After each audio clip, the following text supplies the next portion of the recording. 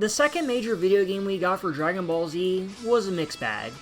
It improved the general gameplay of the first one, but was bogged down by a mediocre single-player experience. Budokai 2 reviewed slightly better than the first one, and while I couldn't find any sales numbers, apparently it did well enough for a Greatest Hits edition and a port on a Nintendo GameCube in late 2004. But that wasn't the Dragon Ball game I was playing that holiday season, as in October of that year, Dragon Ball Z Budokai 3 released on the PlayStation 2. This came out completely out of nowhere for me, as apart from a website teasing its existence, there was no real advertising for this one. So imagine, if you will, young child Tyler enjoying Sonic Heroes for most of 2004, when his grandparents, who know nothing about Dragon Ball, sent him Budokai 3 as a Christmas present. Thanks, Grandma and Grandpa. This was a surprise, but a welcome one. No scramble to find a copy, and no mixed feelings in the game this time. As soon as I booted up the new single-player mode, I had a hard time putting this game down. And since then, this has been one of my go-to Dragon Ball games I've spent the most time on. As soon as I finished uploading the Budokai 2 video, I immediately started working on this one, because I really wanted to share my thoughts on it with everyone. So take a seat, and for those already sitting, sit down harder, because this is my thoughts on and review for Dragon Ball Z Budokai 3.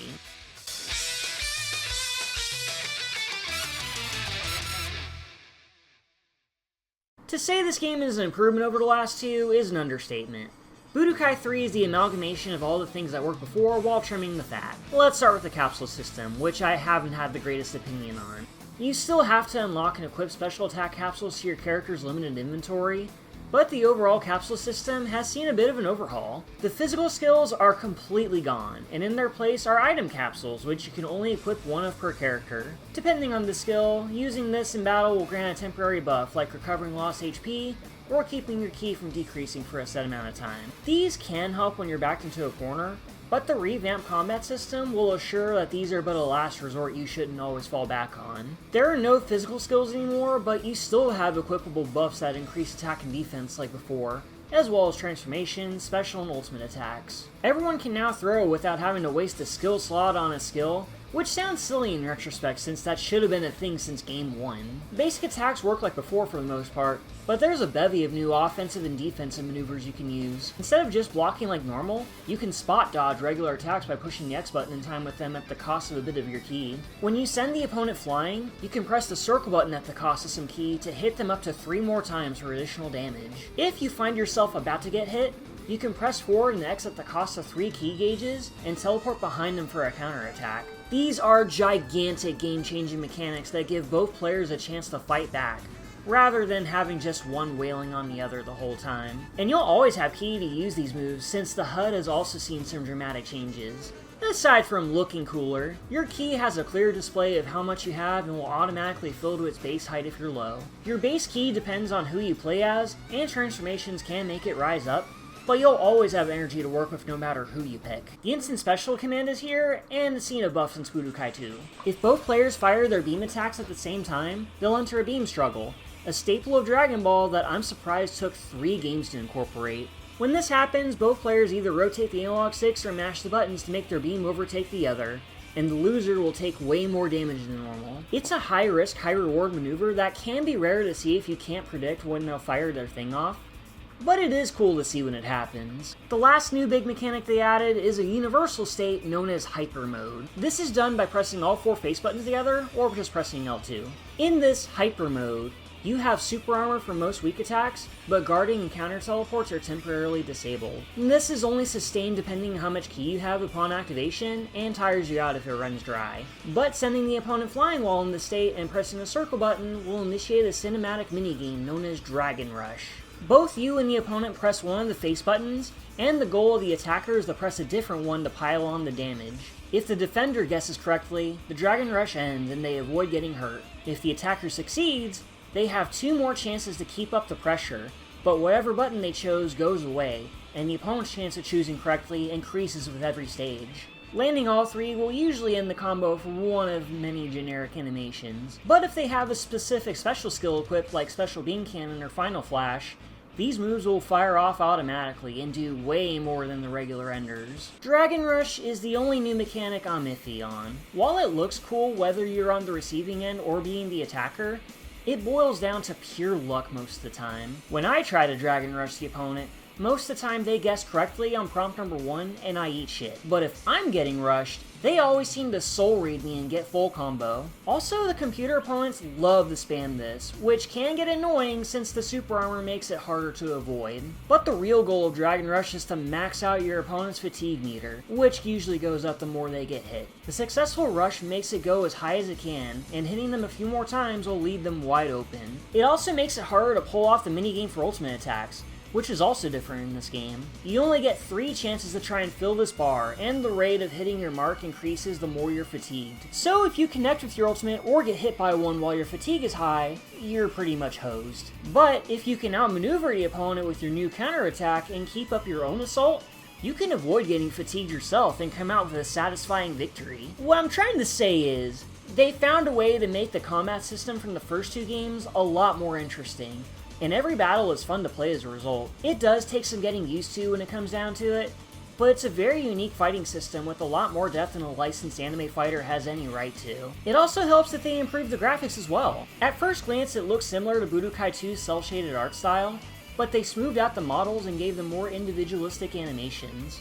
Everyone has their own idle animations, aside from using one of 3 templates like the last 2 games, and some new attack animations really help them stand apart from each other. The game runs smooth as butter and looks great in motion, though in some stages the frame rate can dip if the background is too busy, like in Boo's insides. There is an episode where Goku and Vegeta had to escape from his boot hole. I refuse to give further context. The roster sees the return of everyone from Budokai 2, with Kid Gohan escaping the Budokai 1 jail, and we got a bunch of newbies from every corner of the franchise as of 2004. If you have save data the first 2 games when you boot up the game, you unlock Bardock right out of the gate, and he's one of several movie-based characters joining the fray. We also got Cooler, Broly, and Gogeta from his appearance in Fusion Reborn. We also have some representation from Dragon Ball GT, a sequel series to Z that had some good ideas that were executed poorly. And there's no better example than Omega Shenron, who, despite being the most powerful evil being up to this point, has the personality of sandpaper. Ironically, he has the most base ki out of everyone, and is my go-to for the World Tournament matches. Shenron, I want candy! I don't grant wishes for candy.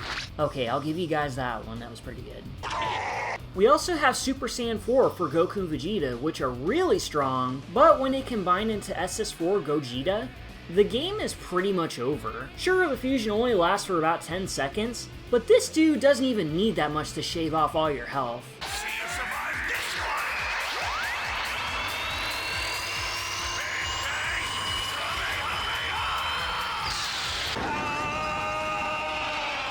A bit off topic, but I really do like the Super Saiyan 4 design in general. Really makes the Monkey Men look like Monkey Men, and the art style Budokai 3 does them due diligence. Though I still find it hilarious that they didn't bother changing their GT pants and shoes to the ones from their Z outfits. I guess Super Saiyan 4 also transforms their garments. Kid Goku represents OG Dragon Ball, but is absolutely no slouch despite everyone else being way stronger lore-wise.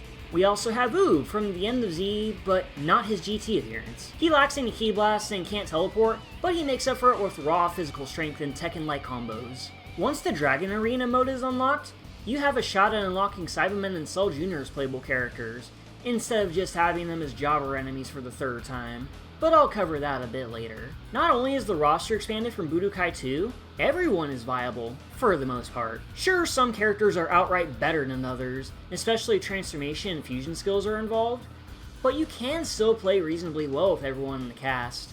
But you only start with a handful of characters, and most everyone else is unlocked by partaking in the game's single-player campaign, Dragon Universe. I imagine Dimps took the criticism Budokai 2's Dragon World to heart and made something completely different. There's no board game shenanigans this time, nor are there overblown battles to pad out the game time with an unfocused and unsatisfying story. Dragon Universe follows the events of all of Dragon Ball Z in the point of view of a handful of the playable cast. From the Saiyan Saga all the way up to the end of the Buu Saga, most of the pivotal fights are covered here in some form, with some little what-ifs sprinkled here and there. This is more of what I'd call a story mode, but this is all handled differently than the first game. For one thing, there's no animated cutscenes. All you get are bland static images with walls of text, sometimes accompanied with voice acting. Basically, they threw a visual novel into a fighting game story. A trend that's not gonna get old anytime soon. Since you follow singular characters in their point of view, you won't really see the events play out in chronological order. That is, unless you intentionally back out of one and boot up another. I tried it and it was obnoxious, so I don't recommend playing this way. Not everything is covered here, but there's enough to give you a good idea of the stakes in each saga. Sure, the story presentation is flat out buns, but this is more faithful to the original than Budokai 2 was.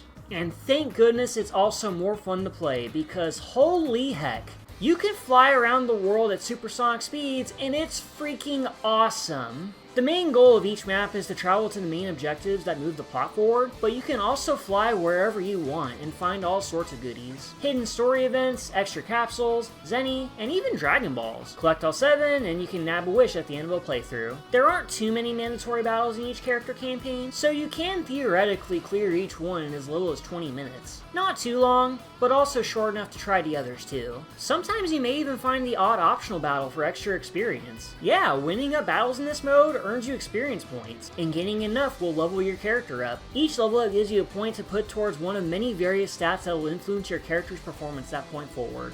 Increasing your max HP, boosting your basic attack strength, lowering the key cost for skills, and even boosting their damage. Allocating these stats will make you even stronger the more time you put into it. And this is what I was talking about in the last video. The reason I felt so burnt from fighting the same enemies over and over was because I didn't really get much out of it. I actually look forward to battles in this game. Not only am I getting a bit stronger with every battle, but I'm also getting the appropriate skills for my characters. That's another thing. You can actually earn most of your guys' skills by playing through their campaigns normally. Sometimes intentionally ignoring the main destination and visiting other areas of the map will reward you with specific skills, and that of itself is rewarding. Take Goku's portion of the Android Saga, for example. He only has one fight in this section of the game against Perfect Cell, but visiting the spot near the Cell Ring triggers a conversation about how he's gonna fight him. The answer came when I was given the Warp Kamehameha skill, the move he used during his battle in the show. And there are way more examples than this throughout the entire mode, though sometimes the way you unlock specific characters and skills can be cryptic and annoying. Every campaign is short, but you can start from the beginning with all your skills and level ups intact. However, a bunch of new events begin opening up after beating a character's initial run-through. There is nothing in the game that gives you any hints on how to obtain locked characters and skills, nor anything to clue you in on how the additional pathways work.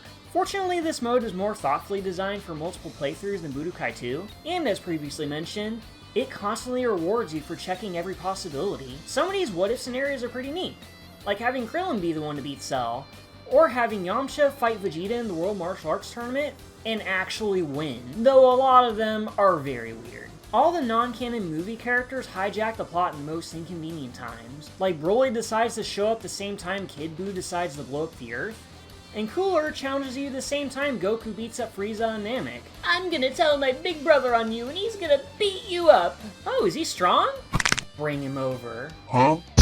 I could talk about Dragon Universe for hours, but TLDR for those with shorter attention spans, this is a very entertaining single-player mode. The story can be hard to follow, and the presentation can be a major turnoff, but its massive replay value and explorative elements set it apart from the other two games by a wide margin. Couple that with the best combat in this series so far, and you've got yourself a very satisfying single-player experience. Once you beat 10 character campaigns, a new mode is unlocked, Dragon Arena. This is a much different beast compared to Bobity's spaceship from Budokai 2. Basically, you participate against opponents using your own custom builds and defeat everyone in this gigantic checklist. I do find it amusing that the main hub for this mode is the Red Ribbon Army base from OG Dragon Ball. And your guide is Commander Red, back from the dead. I do love the bandage on his forehead, a bit of dark humor for those who know what his deal was. Instead of doing the same 4 challenges over and over for points, this mode has you battle computer-controlled enemies at your leisure, and you level up the same way you do in Dragon Universe. So for the 11 guys you powered up to get this mode, it's easy to jump in, but everyone else takes a bit more work to catch up, so keep that in mind. Sometimes you may be interrupted by a slightly stronger opponent, and beating them earns you rare capsules that, while equipped, can increase the amount of Zenny you earn in World Tournament, or even unlock Cybermen and Cell Jr. as playable characters. But to my knowledge, the odds of a break-in happening is mostly random, and usually depends on you and the opponent's levels, as well as how many wins you accumulate in a row. Some of the toughest enemies in the game can be fought here, but only after powering up enough. The highest level opponents you can fight are capped off based on what level your guy is, so don't expect to fight level 100 Omega Shenron right off the bat. While the rewards aren't immediate in this mode compared to Dragon Universe, this is still a fun gauntlet to play through if you're looking to test your skills. Aside from all of those, the modes from previously return, and they work as they did before. World Tournament is where you get money to buy skills in the skill shop, which is now run by Launch. Can I help you? What kind of skills are you looking for? I don't know, man, there's just something about good Launch that— Hey! What do you want, huh? I don't know, still would. Because of the simplified skill layout, it's not as cumbersome to obtain and equip new skills. With that said, however, it is still annoying that I have to get these skills to make the cast viable in the first place. Also, you gotta grind a lot to buy all the big boy skills, like Fusion Capsule for Go Tanks, and all the ultimate attacks that you don't get in Dragon Universe. It takes a shitload of Zenny to unlock them all, so hopefully you get one of those money boosting capsules from the arena to shorten the grind. While I would prefer these skills to be part of the characters naturally, I honestly don't mind playing more of the game to unlock them all. My biggest issues with the first two Budokais lie with the grind for better skills requiring you to play the base form of a mid-fighting game. Budokai 3's combat has so much depth and replayability that it doesn't feel like a chore to get through. In fact, I actually enjoy trying to unlock everything in this game. It really does feel like Dimps legitimately cared about making a quality Dragon Ball game, and this is their best attempt so far. You can tell a lot of love went into this one, despite only having a year to work on it, and it really shines through with plenty of single-player content to chew on, and a bevy of references to the original. Budokai 3 is not the pinnacle of fighting games, oh god no. It's not going to be featured at any major fighting game tournaments or anything like that, but in terms of a fighting game based on an anime and manga, this is one of the best in my opinion.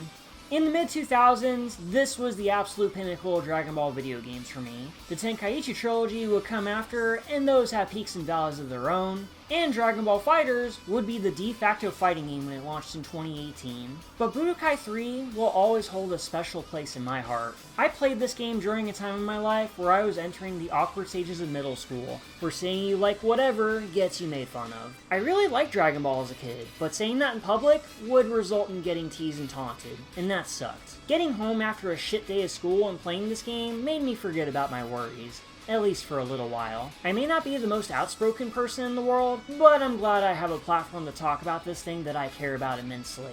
Hopefully I got that out loud and clear. I've wanted to cover this game for a very long time, but I had to cover the other two games first. It's been a heck of a ride experiencing this strange trilogy of video games after 20 odd years, but we finally found one that still holds up. Sure, Budokai 1 has the better story, and Budokai 2 exists, but Budokai 3 is the one to try primarily for gameplay, be it solo or with friends. Whether it's the PS2 original, the Greatest Hits re-release, or the HD port from the Budokai collection on Xbox 360 and PS3, this is the game I always point to for a good-ass Dragon Ball game. Thanks again for watching, hopefully you enjoyed this as much as I enjoyed making it. Special shoutouts to my buddies from the ChartShot Discord, specifically Lo, Thomas, Justin, and Ben. Thank you for putting up with my hyperfixation for the umpteenth time. Speaking of, next time I do a fighting game video, I'm thinking Guilty Gear will be the next thing I look at. I've wanted to cover those for a very long time, and since Strive is popping off again as of this recording,